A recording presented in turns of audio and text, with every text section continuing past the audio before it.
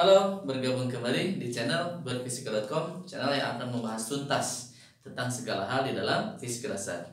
Oke teman-teman, masih tentang materi gelombang, ya gelombang mekanik ya.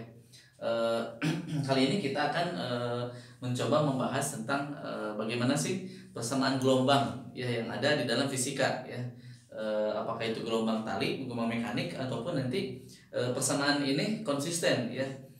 Misalkan nanti persamaan gelombang untuk gelombang elektromagnetik itu gelombang cahaya, ataupun ini pengantar ya di dalam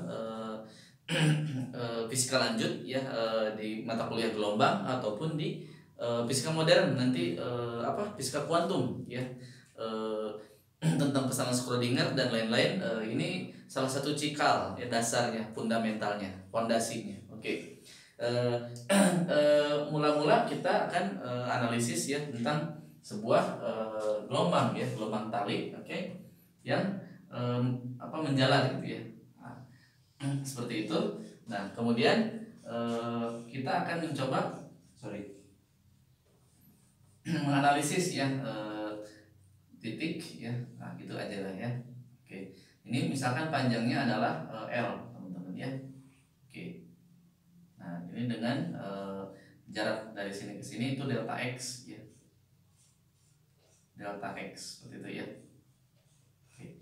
Nah, sebenarnya ini talinya panjang ya, talinya. Cuman saya ingin memotong sebagian kecil saja ya, cuplikan ini. Dan nanti di sini akan misalkan titik B, titik A. Nah, nanti ada tegangan ya, tegangan tali yang menarik kedua ujung ini. Oke. Dengan sudut theta di sini dan satu lagi theta di sini ya. Nah, oke, seperti itu. Nah, jika kita lihat ke arah komponen sumbu Y, karena sumbu X-nya nanti hilang ya, sigma Fx-nya hilang. Nah, sigma Fy-nya adalah tidak lain T sin theta di B, oke. Nah, dikurangi T sin theta di A, seperti itu ya, oke. Nah, ini T berarti ya, ini tegangan talinya sama. Nah, kemudian teman-teman tinjau bahwa sudutnya itu kecil. Oke, sudutnya kecil itu akan menyebabkan menjadi theta, tangen theta ya. Atau menjadi theta juga bisa. Teman, di sini kita akan mencari hubungan dengan sudut tangen ya. Sehingga saya bisa tulis menjadi tangen theta B, oke, dikurangi tangen tangen theta A. Sebenarnya sudutnya sama teman-teman, sudutnya sama. B dan A itu menunjukkan saya posisinya di titik B dan di titik A. Oke.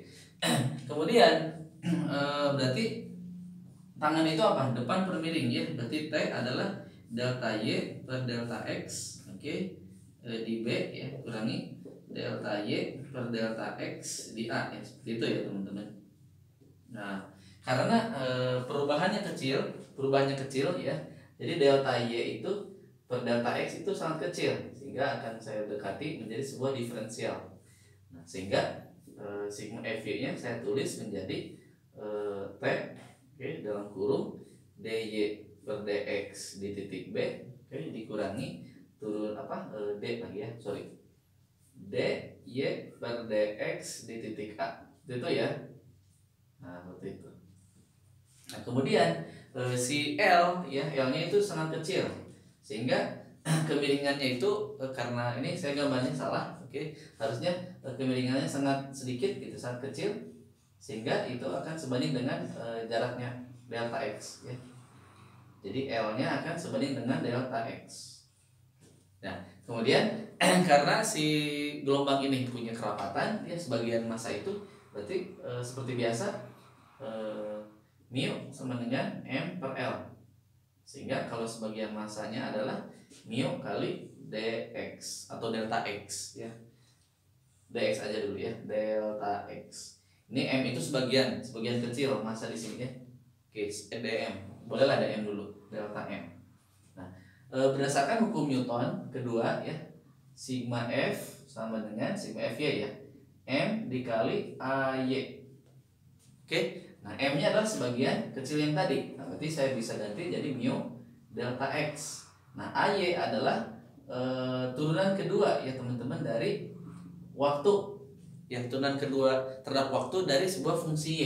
Y-nya kan kita udah tahu ya bersama-sama, y-nya adalah x, t ya, dari a simpangan ya, a sin kx min omega t. Seperti itu. Nah, makanya saya tulis do karena turunannya hanya terhadap turunannya variabelnya ada dua, x dan t. Oke, saya tulis seperti ini. Nah, kemudian sigma fg-nya kita tuliskan yang ini, pindahkan ke sini. Jadi saya tulis t, oke, dalam kurung dy per dx ya. Oh iya, deltanya kan sangat kecil, jadi saya tulis dy ya, dy per dx di b dikurangi dy per dx di a, gitu teman-teman.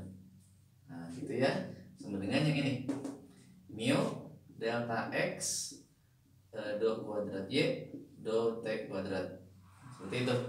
Nah kemudian delta x nya kita pindahkan ke sana, t nya pindah ke sini, jadi d, nah gini ya, b kurangi do y per do x di a dibagi ya, dibagi dengan delta x. Nah seperti itu.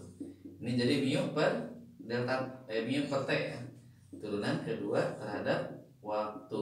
Oke, ini berubah menjadi do y do x karena seperti biasa ya, y itu sebuah fungsi dan dia diturunkan ada dua variabel, makanya jadi do. Nah teman-teman ingat kembali tentang definisi turunan. Oke, kalau kita ingin mencari sebuah turunan terhadap misalkan x, turunan pertama ya, oke, ini tidak lain adalah f fungsinya di mana dia berubah sejauh delta x dikurangi fungsinya per delta x. Nah ini kalau limitnya mendekati 0 delta x-nya ya. Nah, sehingga kalau kita asumsikan yang ini fungsinya, jadi do y per do x di b itu kita asumsikan menjadi fungsi yang ini. Nah, fungsi yang ini, kemudian yang ini kita asumsikan menjadi fungsi yang fx. Nah, sehingga benda ini itu menunjukkan sebuah fungsi ya, fungsi yang diturunkannya. Kalau ini kan fungsi turunan ke satu. Nah kemudian delta x menuju 0 ya, yang ininya nanti kan pakai limit gitu, limit delta x nya menuju 0. Nah ini menjadi sebuah turunan dua kali teman-teman terhadap x ya, karena ini fungsinya turunan pertama kita turunkan sekali lagi. Nah jadi seperti ini teman-teman, mu per t do kuadrat y per do t kuadrat. Nah ini adalah sebuah persamaan gelombang teman-teman ya. Kita udah mengenal nih bentuk ini, mu per t. Apa? V adalah akar dari tegangan per mu ya. Sehingga kalau V kuadrat itu T per mu. Nah ini adalah mu per T. Nah berarti dibalik, mu per T adalah 1 per V kuadrat. Nah gini ya. Oke, jadi bentuk umumnya biasanya ditulis dalam bentuk ini. Turunan kedua fungsinya simpangan terhadap x itu adalah 1 per V kuadrat dari do kuadrat y do t kuadrat. Nah, seperti itu biasanya yang umumnya ya. Jadi ini persamaan gelombang untuk semua kasus teman-teman. Jadi untuk kasusnya gelombang cahaya, gelombang elektromagnetik tetap berlaku, gelombang bunyi pun tetap berlaku ya, seperti ini yang ini. Nah, ada hal yang menarik yang bisa kita buktikan bahwa kecepatan rambat gelombang itu seperti ini. Ya, lihat dari persamaan gelombang ini. Yuk kita simak. Oke, saya hapus dulu ya. Ini, oke. Nah, coba teman-teman ingat kembali persamaan simpangannya itu udah ada ya. Berarti kalau saya turunkan ya 2 kali terhadap waktu, ini menunjukkan percepatannya ya. Berarti minus omega kuadrat A, dia balik kembali sin kx min omega t. Nah begitupun kalau saya turunkan 2 kali terhadap jarak terhadap x.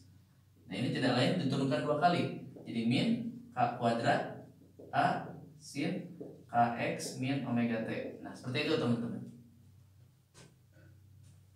Oke, nah kemudian kita masukkan ke persamaan yang ini. Nah do y kuadratnya ini. Nah ini ya, Berarti ada min K kuadrat A sin Kx min omega T sama dengan ini mu per T. Oke, mu per T. Nah, sama dengan yang ini. Oke, min omega kuadrat A sin Kx min omega T. Nah, ini kan belakangnya udah sama. Nah, berarti ada kesebandingan antara K kuadrat sama dengan mu per T omega kuadrat. Nah, seperti ini teman-teman bisa lihat hubungannya adalah T per mu itu sama dengan omega per K dikuadratkan. Oke, nah omega per K ini apa teman-teman? Ini kecepatan rambat. Omega per K itu kan sama dengan 2πf per 2pi per lambda atau f dikali lambda. Ini kan tidak lain kecepatan rambat, teman-teman. Nah, ini bisa saya tulis menjadi T per mu sama dengan v kuadrat. Nah, bentuk ini tidak lain adalah bentuk yang udah pernah kita tahu, ya udah pernah kita buktikan dengan metode yang sebelumnya dengan hukum Newton. Nah, sekarang kita buktikan dengan persamaan gelombang bahwa kecepatan rambatnya adalah akar dari T per mu, ya. Akar dari T per mu, tegangan per mu. Oke, teman-teman, itu saja yang dapat saya sampaikan tentang persamaan gelombang, ya. Mudah-mudahan bermanfaat. Dukung terus channel ini, tetap semangat untuk menggali fisika dasar. Sampai jumpa. Salam berfisika.com.